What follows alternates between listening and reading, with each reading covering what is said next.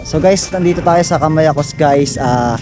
Igagala ko na kayo dahil Sunday guys, ito yung mga pinakamagandang kumbaga pinakamagandang galaan ng mga riders dito sa may Maribeles. Ito.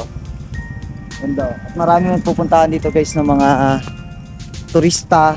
Yan, may mga artista rin na pupunta rito. Yan, maraming guests. Yan dito guys, oh. Yan. Yung papasok ng loob ng Kamayakos. Siyempre dito guys yung pinaka-entrance at exit sa kapila. And then guys, ito ang pinakamagandang spot dito sa may Kamayakos guys. Pag pumunta ka rito, makikita mo yung pangalan ng Kamayakos. Kaya masarap pagpicturan dito guys. Maraming pupunta rito na iba't ibang tao. Kaya pinakamagandang pasyalan dito sa Maribeles guys. Ito ang kauna-unahang pinakamagandang pasyalan dito sa Maribeles, ang Kamayakos. Yan, kapag papunta ka ng Bagak. Yan. Pero guys, mamaya may papakita pa ako sa inyo guys na maraming mga marami pang mga pasyalan dito sa Bagak.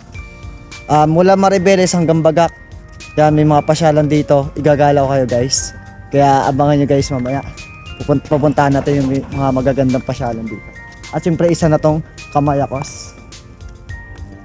Basta pagpicturean dito guys. Grabe. Wow.